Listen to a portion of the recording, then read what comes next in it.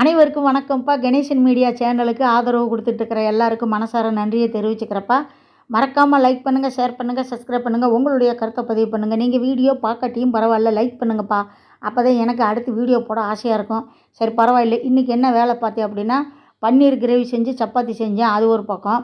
அப்புறம் ஒரு வாரத்துக்கு தேவையானது இஞ்சி, அதாவது டீ போடும்போது இஞ்சி இல்லாமல் போட மாட்டோம். அதுக்கு தேவையான இஞ்சியை போட்டு அதை கழுவி தோலை உரித்து அதை கொஞ்சம் நேரம் உணர்த்தி அதை போட்டு அரைச்சி ஒரு டப்பாவில் போட்டு வச்சாச்சு. இப்போ இஞ்சி பூண்டு விழுது ஒரு 10 நாளைக்கு சேர்த்து அரைச்சி வச்சுருவேன். எப்போ காலி ஆகுதோ அப்போ அரைச்சிருவேன். ஏன்னா கரெக்டாக இது பண்ணி அரைக்க மாட்டேன். காலி ஆகிறப்ப அரைச்சி வைப்பேன்.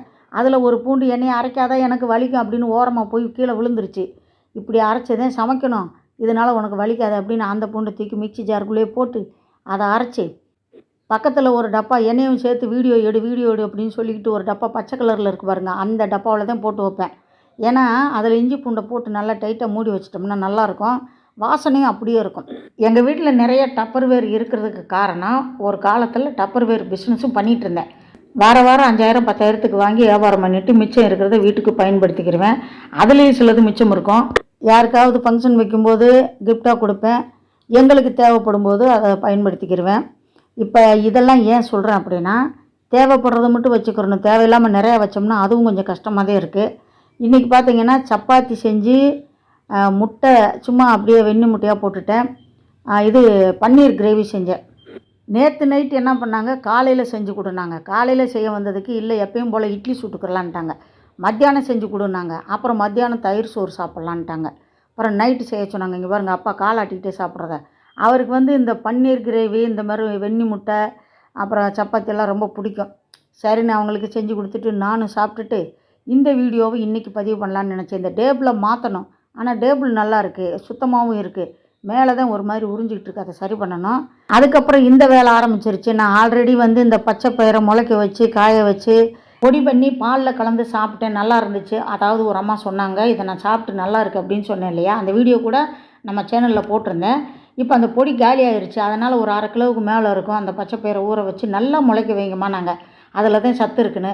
அதனால் நல்லபடியாக அது முளைச்சிருச்சு. அதாவது நான் ஒரு 2 நாள் விட்டுட்டேன்ப்பா, துணியில் கட்டி 2 நாள் விட்டுட்டேன்.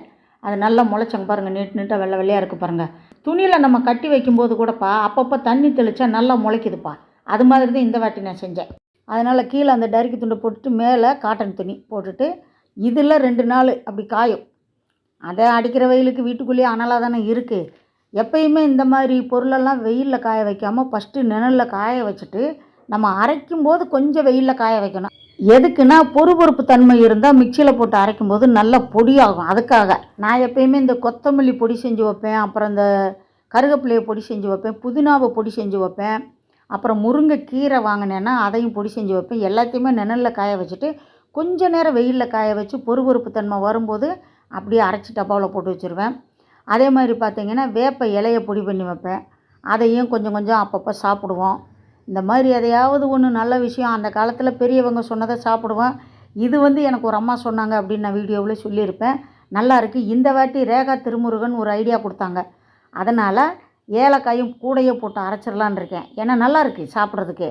ஆனால் இன்னும் கொஞ்சம் நல்லா நைஸாக அரைக்கணும்ப்பா. பாலில் கலந்து குடிக்கும்போது பாதிக்கு மேலே உள்ளே இறங்கிக்கிறது. அதனால் கொஞ்சம் நல்லா நைஸாக அரைக்கணும். அப்படி இல்லைன்னா டீஸ்பூனை வச்சு கலக்கிட்டே குடிக்கணும். ஆனால் உண்மையிலே உடம்புக்கு நல்லா இருக்குப்பா. நான் வீட்டில் என்ன செய்கிறேனோ அதை வீடியோவாக பதிவு பண்ணுறேன். சரிங்களாப்பா? வீடியோ பிடிச்சிருக்குன்னு நினைக்கிறேன். முழுசாக வீடியோ பார்த்ததுக்கு ரொம்ப நன்றியை தெரிவிச்சுக்கிறப்பா. அடுத்த வீடியோவில் சந்திக்கலாம். அது வரை பாய்ப்பா.